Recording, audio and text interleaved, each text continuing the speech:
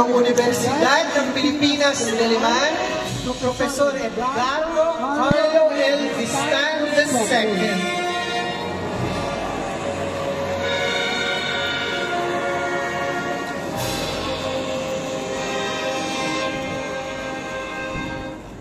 Sa pagkakataong ito, matutunghayan ang pagpasok ng sentro ng Pangulo ng Universidad ng Pilipinas, tangan ng kalihim ng Universidad at ng lupon ng mga rehente, Kagalang Roberto M.J. Lara.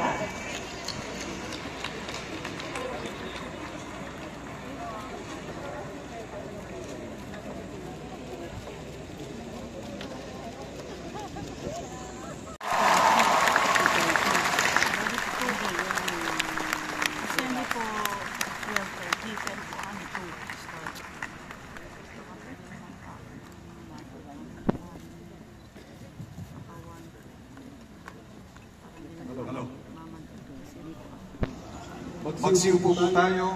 Hindi po ako ang pambansang awit ng Pilipinas. Salamat sa nakakatuwa at F na F sa introduction. Magandang umaga. Good morning. Good morning to President Angelo G. Jimenez, members of the UP Board of Regents, Chancellor Edgardo Carlo Vistan II of UP Diliman, deans, faculty, staff, parents, friends, and especially, most especially, good morning for the reason why we are all awake before dawn today, our dear graduates. Congratulations to UP Diliman class of 2024. The pandemic batch. Pinanday kayo ng pandemya. Binabati ko rin ang mga magulang ng mga graduates ngayong araw. Graduate na rin po kayo sa mga gastusin nila. Napakaaga ng graduation dito sa UP Diliman. Aga tayong nagising. Iiwasan daw ang ulan.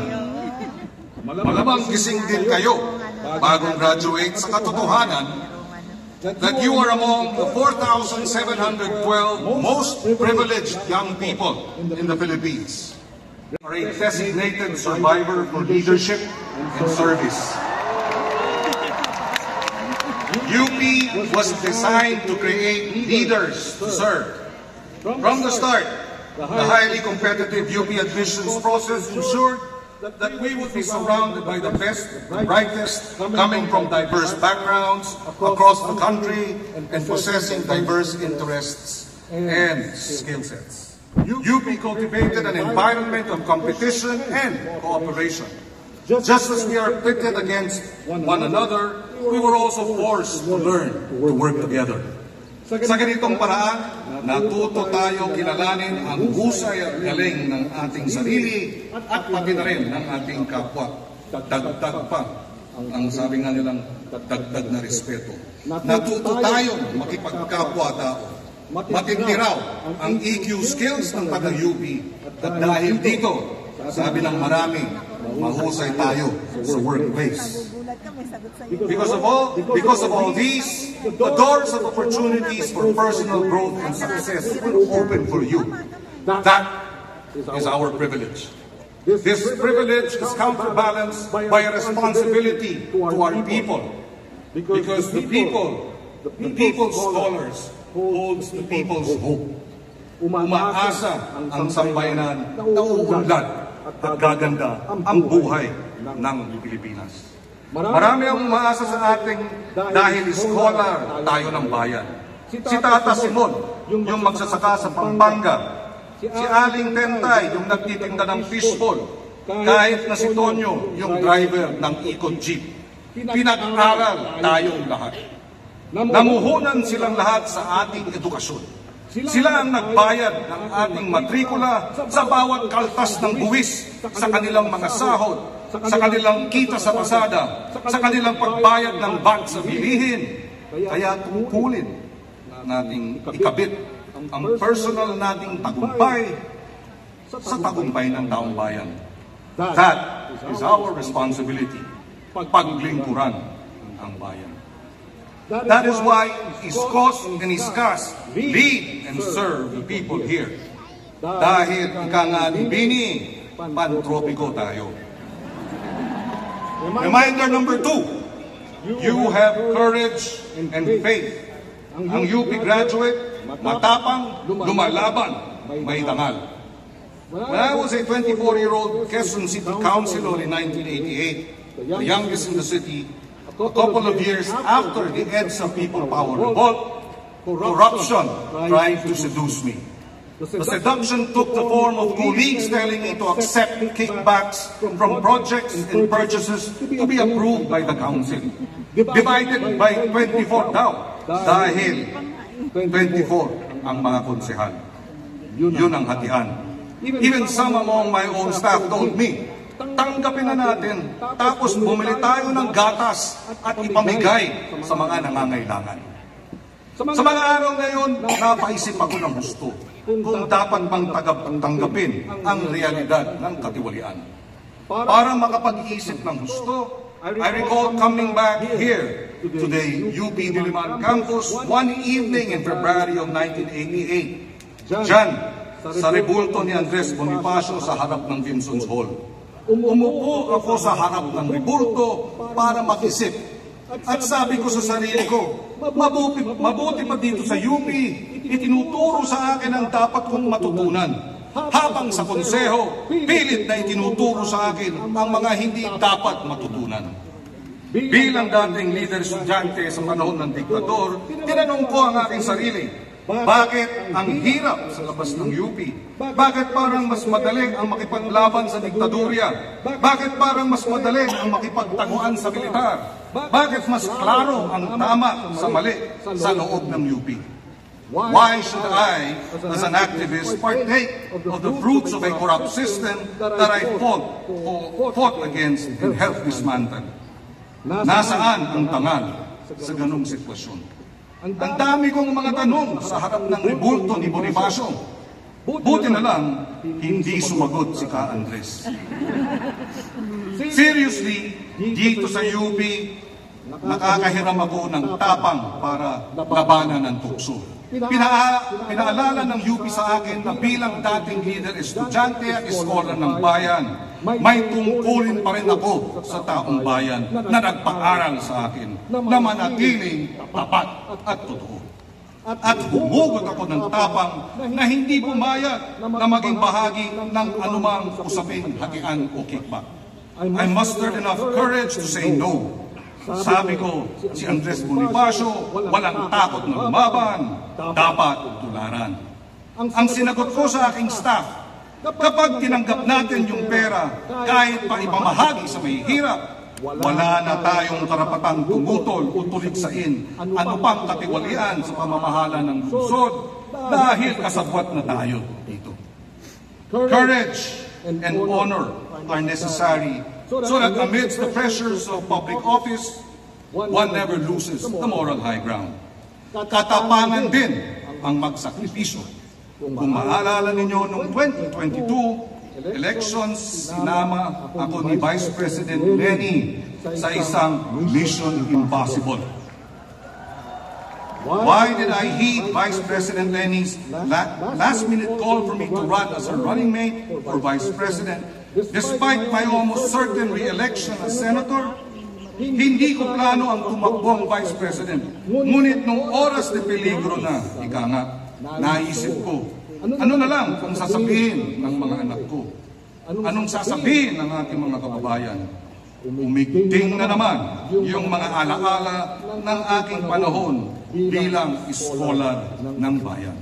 We needed to show our people that their leaders are willing to dare, to take risks, to stick their necks out, and yes, to sacrifice personal interests and comfort for a higher purpose. We showed that when necessary, setting aside one's political ambitions is essential to uphold and pursue the 24, mga kaibigan, si Binibining Lance Reblando.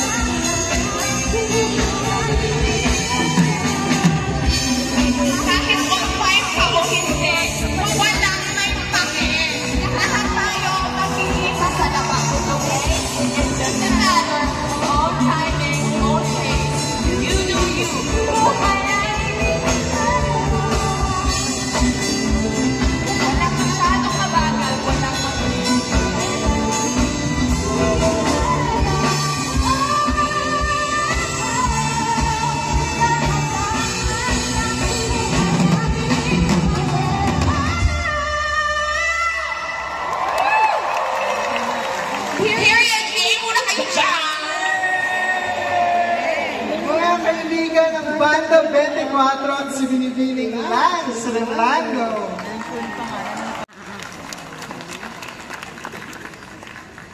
Maaari po bang tayo ang mga magsisipagtapos mula sa kolehiyo ng arkitektura? Yan. Pampakan po natin.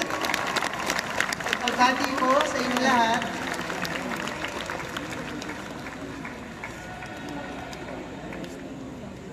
So sa mga susunod po, kapag tinawag po ang inyong kolehiyo, inyong programa, mangyaring magsitayo lang po tayo para kayo po ay aming mapalakpakan at mas-celebrate. Okay, maraming salamat, Decano po. Si Decano Jimwell Sinaval naman ng Kolehiyo ng Arte at Literatura. Maaari po magsitayo po tayo. Mula sa hal. Inararangal ko, iharap sa inyo, mga magsisipagtapos mula sa Kolehiyo ng Arte at Literatura, ang mga artista ng bayan.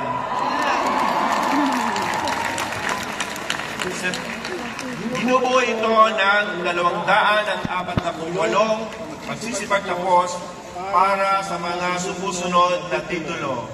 Sertipiko ng Malikhaing Pagsulat sa Filipino, Associated Arts, Malikhaing Pagsulat sa Filipino, Associated Arts, Theater, Bachelor of Arts, Art Studies, Bachelor of Arts, Comparative Literature, Bachelor of Arts, Creative Writing, Bachelor of Arts, English Studies, Bachelor of Arts, European. Master of Arts in Asian Studies, Master in Philippine Studies, at Master of Arts in Philippine Studies. Mabuhay! Maraming salamat, Decano Sibilia. Handa na ba ang Asian Institute of Tourism? In Industrial Engineering, Bachelor of Science in Materials Engineering, Bachelor of Science in Mechanical Engineering, Bachelor of Science in Metallurgical Engineering, Sino? Ayan. Bachelor of Science in Mining Engineering, Bachelor of Science in Materials Engineering, Master of Engineering in Electrical Engineering, Master of Science in Chemical Engineering, Master of Science in Civil Engineering, Master of Science in Computer Science, Master of Science in Electrical Engineering. Mga magsisipagtapos mula sa Kolehiyo ng Agham. Binubuo ito ng 454 na magsisipagtapos para sa mga sumusunod na titulo. Bachelor of Science in Applied Physics, Bachelor of Science in Biology, Bachelor of Science in Chemistry, Bachelor of Science in Geology, Bachelor of Science in Mathematics, Bachelor of Science in Molecular Biology and Biotechnology, Bachelor of Science in Physics, Diploma in Biology, Master of Arts in Mathematics, Master of Science in Applied Mathematics, Master of Science in Biology, Master of Science Chemistry, Master of Science Environmental Science, ang mga nagbigay po sa atin ng forecast ngayon. Master of Science in Geology, Master of Science Marine Science, Master of Science in Material Science and Engineering, Master of Science in Mathematics, Master of Science in Meteorology, Master of Science in Microbiology, Master of Science in Molecular Biology and Biotechnology, Master of Science in Physics, Professional Masters in Applied Mathematics, at ang mga Doctor of Philosophy in Biology, Doctor of Philosophy in Marine Science, Doctor of Philosophy, Material Science and Engineering, Doctor of Philosophy, Mathematics, at Doctor of Philosophy in Physics. Kabilang sa kabuuang ito ay 106 na cum laude, 121 magna cum laude, at 43 summa cum laude. Mabuhay ang mga siyentista ng bayan. Maraming pong salamat. Karangalan, karapatan, pribilehiyo, 10 ng mga pananagutan na aktiban dito. Congratulations. Bilang tandaan ng iyong pagtatapos, maaari na ninyong ilipat ang inyong mga supply mula sa harang balikat papunta sa kaliwa.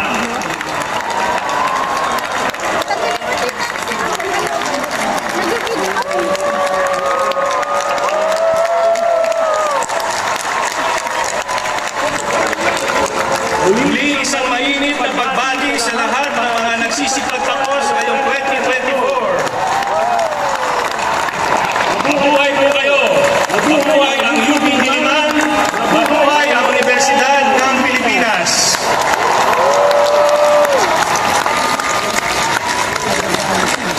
Congratulations! UP Diliman Batch 2024! Maaari nang magsimpo ang lahat. Ang paglalakbay ng ating mga scholar ng bayan ay hindi naging madali. Kung magbabalik tanaw tayo sa ilang taong ginugol ninyo sa ating pamantasan, hindi bibihirang pagkakataon na ninanais ninyong sumuko. Nasasabi na gusto nyo nang bumitaw. Subalit, lagit-lagi, kayo ay bumabangon at itinutuloy ang laban hanggang sa nasabit ninyo ang araw na ito ng inyong pagsablay. Mga kaibigan at mga panauhin, sa pagkakataong ito, ating tunghayan ang pagtatanghal ni Binibining Bianca Lopez Aguila ng awiting binuo ni Jonathan Manalo, Sherry Reyes at Michiko Unso. Areglo ni Jai Saldajero at saling ng musika ng Banda 24.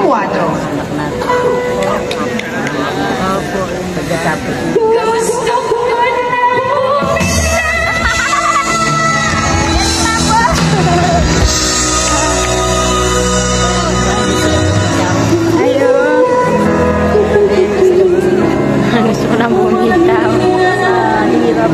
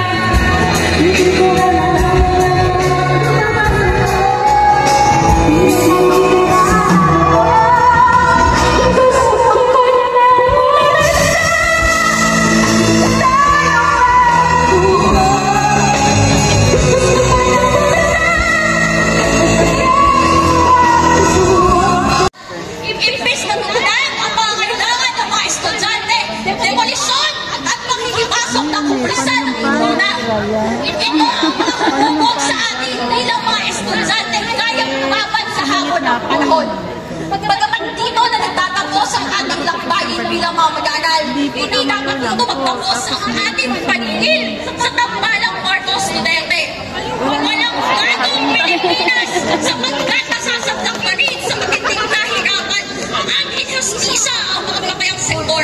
Hindi lamang ang edukasyon ang ipinibenta sa kasandigan, pero pati ang mga kabuhayan ng ating mga city drivers at operators.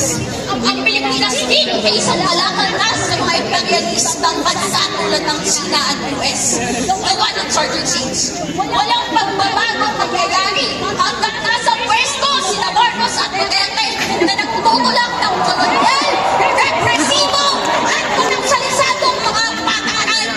Sa paglabas natin sa pamantasan, huwag natin kalimutan na dito mismo sa harap ng bulwagang Quezon ay nagawa natin itakbil ang diktador na si Marcos Sr.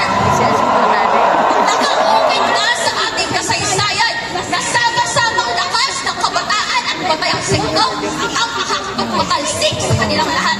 Mga iskolang ng bayan, tayo ang bagong barikada. Mula sa pangkaltasan hanggang sa lansangan, ang ipatalas ang ating tunay na tinig at tamang kasamang masa upang tuluyang madali ang inutil at mahirap na gobyerno bumubuo sa kanayunan paglingkuran ang sambayanan. Maraming salamat. Sabay-sabay tayong umawit ng UP naming mahal.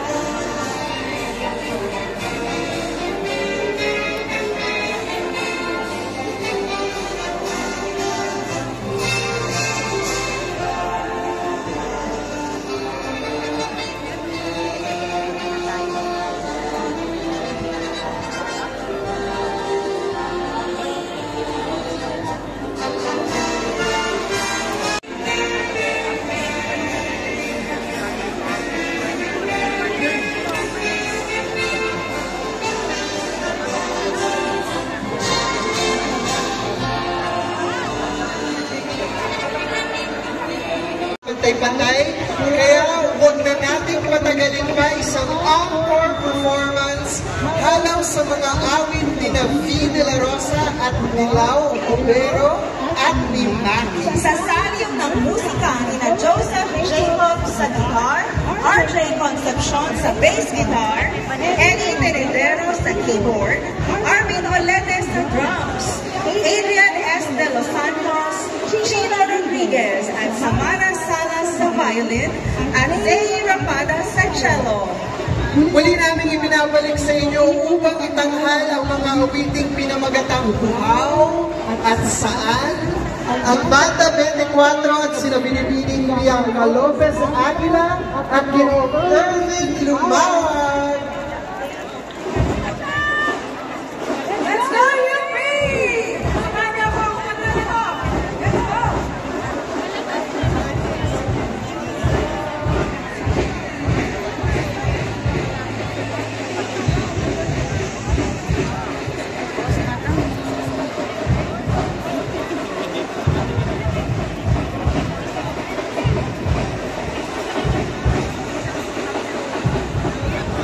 Buti na lang talaga, hindi masyadong mainit na.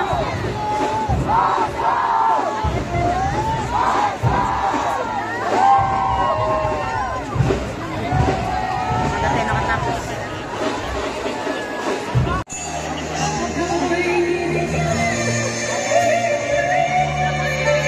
Tapos na tayo. Ito ang pinakahintay namin ng matagal na araw. Saan?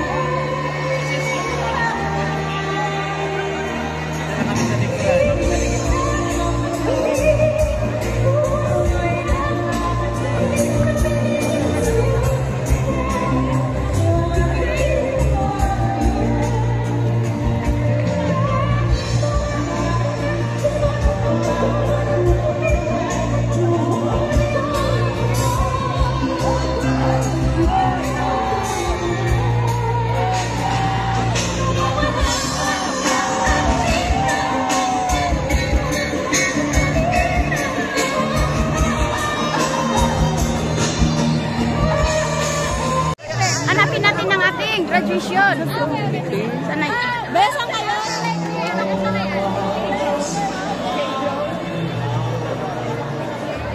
Hanapin natin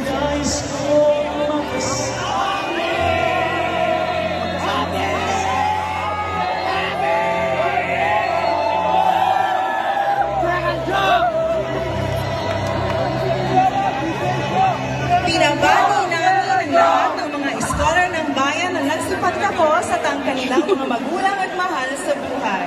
Salamat sa inyong pagdalo sa ika-113 pangkalahatang pagtatapos ng Universidad ng Pilipinas Diliman. Mula sa mga extension programa ng UP Diliman sa Pampanga at Olongapo, ako si Ana Marie Alpelor de Jesus. Binabati at pinapasalamatan din natin ang lahat ng mga utak at puso sa likod ng ating produksyon. Palakpakan po natin sila. At mula naman sa Kolehiyo ng Agampang Lipunan at Filosofiya, ako si Jose Antonio Clemente, mga scholar ng bayan, humayot to pa rin ang mga dakilang simulaing umusbong sa ating mahal na pamantasan. Mabuhay ang Universidad ng Pilipinas Diliman, paglingkuran ang sambayanan, isang ligtas at mapagpalayang umaga sa ating lahat. Pagbati po muli. Maraming salamat po. Hindi natin siya mahanap.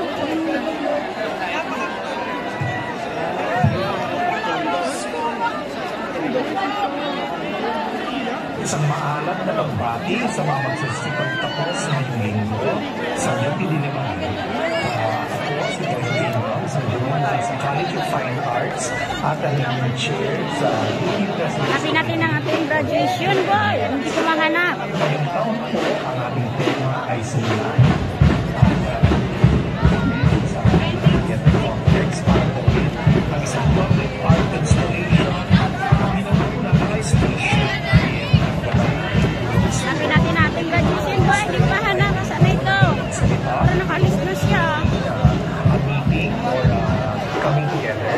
At sulong is parang big stand Hindi to move forward kumbaga sulong. Aray, ang init. Naisip po namin ito dahil gusto namin po natin discussion ang mga mangingisda natin sa West Philippine Sea sa mga headlines at sa mga nakita ay nakikita natin sila yung mga may nakikita para sa mga Shout out everyone!